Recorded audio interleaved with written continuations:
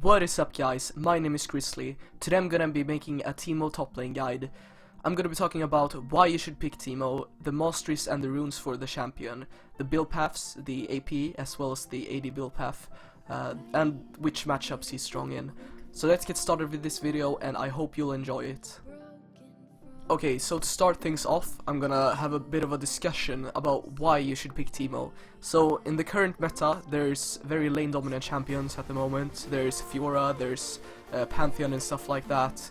And I would say that Teemo has a very strong matchup into all tanks in the game and Fiora. The only exception, the only champion that he is weak to is actually the champion I named before, Pantheon. So, in my opinion, Teemo is strong into every single meta champion right now, except for Pantheon. So the thing is, if you're unsure about if the opposing team are gonna pick Pantheon, you should not blind pick Teemo, because that is a horrible matchup, and it does not matter if you build AP or AD, he's still gonna die to Pantheon a lot, but every other matchup in the game he's actually very strong against. Another thing with Teemo is that before level 6 it's very easy to abuse his early dominance, because he kind of has to push while harassing the opponent, because when he auto-attacks the champion you get minion aggro and the wave pushes. So before level 6, when he does not have his shrooms, it's very hard to keep the vision control while maintaining a lot of pressure on the opponent, because as Teemo you basically want to push up as soon as possible and harass the enemy laner under his turret. But once you get to level 6, you can just set up a field of shrooms that covers the entire river, you can ward Tri-Brush, and then you're very safe. And a very good thing to do as well is, if you have a pre-mid jungler, or if you can communicate with your solo queue jungler, is to ask them to stay top a lot during your level 6 power spike, because when the enemy jungler comes to gank, which they will a lot when you play Teemo, because the enemy top laner will cry all game long, that person will walk into a lot of shrooms, take a lot of damage, be slowed, and be revealed, and then your jungler and yourself can assassinate him or assault him. And as Teemo, also a very good strategy to do, you can do this early game, mid game, late game, as soon as you reach level 6 basically, is that you shroom an area which you think the enemy jungler or another laner will walk into, and you stand in stealth there waiting for them, and that's a very good way to get catches, and in solo queue catches are a key way to win the game. So to sum things up, basically I think that Teemo has pretty solid scaling actually, and he's a lane bully, which is always good in solo queue. He will make the opponent laner rage, and as long as you don't die a lot during laning phase and your teammates start doubting you, you will have a lot of success with Teemo in solo queue. Moving on to the runes and masteries, there's actually only 2 rune pages that I would recommend for Teemo. The first one is the cookie cutter one, and this is the one that you'll be using probably 80% of the time, I would assume. So this page is basically 14% attack speed, 8.1% armor pen, 5.5 magic pen, 11 ability power, 9 armor. So it's hybrid pen marks, flat armor seals, AP glyphs, as well as attack speed quints. So the thing with Teemo is that he is an auto attack based champion. The only spells that does damage is his Q and his R, which is not enough to cover all of his damage, so you have to rely on autos, especially in sustained fights. So what this page does is that it gives you the most possible offensive power, especially in the early game, which you can get. You get the hybrid pen, because you rely on both spells and auto attack damage. You get the attack speed, which is very key on Teemo, that you have some early game attack speed, otherwise it will feel just awful harassing as well as last hitting. The flat armor, because that's pretty much mandatory in top lane for at least early game champions. And the ability power. He doesn't have that great scalings, but it's all about dealing as much damage as possible in the early game, and therefore the ability power glyphs. The other rune page that I could recommend is the standard hybrid pen AP. This page you will never go if you're going the AD route, but the other page you will go for both the AD and the AP route. So what this is that it is ability power quints, hybrid pen marks, and then armor and magic resist, seals and glyphs. So this is if you're against an AP laner and you want to do quick trades. So if you're laning, for example, a Vladimir, a Lissandra, a Ryze, something like that, you won't have the time to chunk multiple autos into them, and you want to make quick trades as efficient as possible. So this is the page I would go. And if you have a lot of pages like I do, you could also switch out the armor seals for scaling HP if you're against an AP top laner. Okay, so moving on to the masteries, there's actually only one mastery page which you can run for every Teemo build, the AP or the AD build.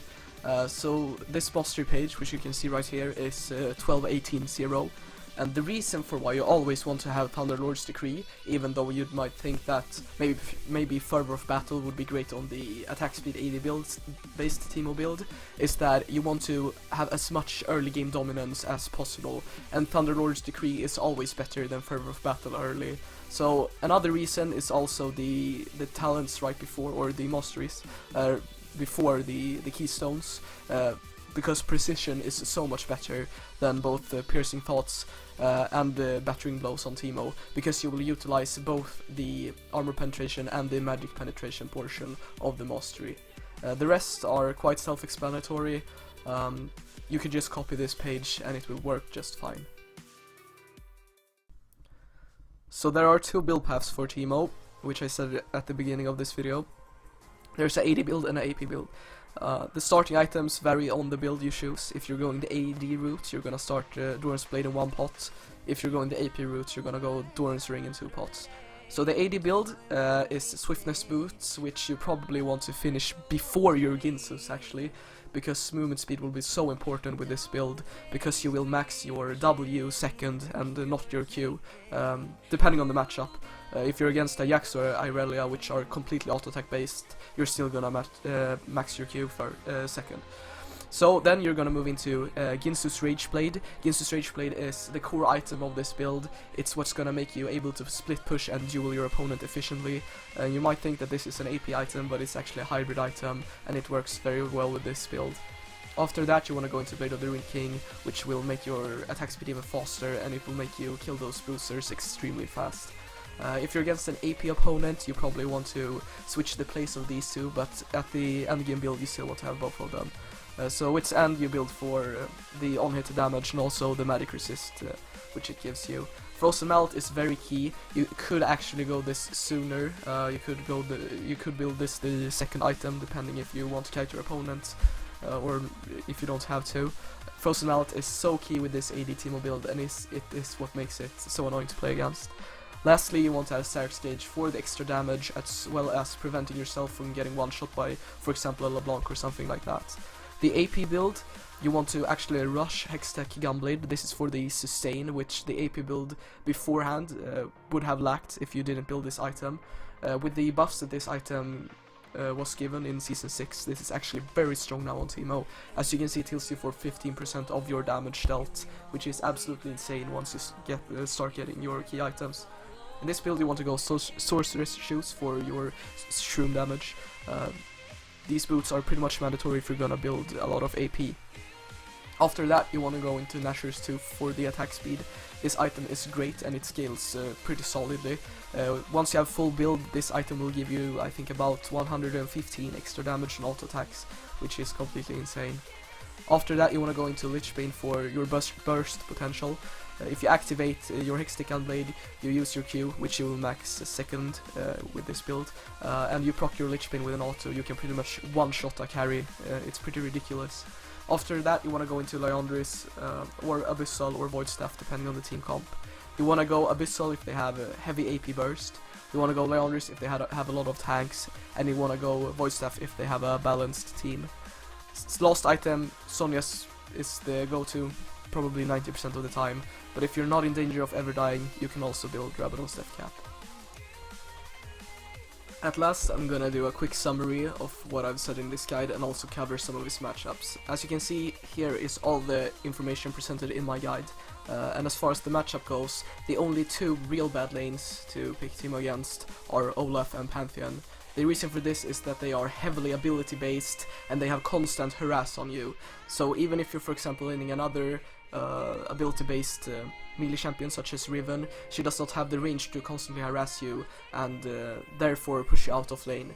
I would say that actually Teemo is quite a good lane into Riven, because she does most of her damage actually from her auto attacks in the spacing over combos, and you can blind her autos. So The only two lanes that you want to avoid are basically Pantheon and Olaf. Besides that, Teemo is very strong against tanks because he has so much sustain damage. He's also strong against bruisers because of his blind and because he can kite them most of the time.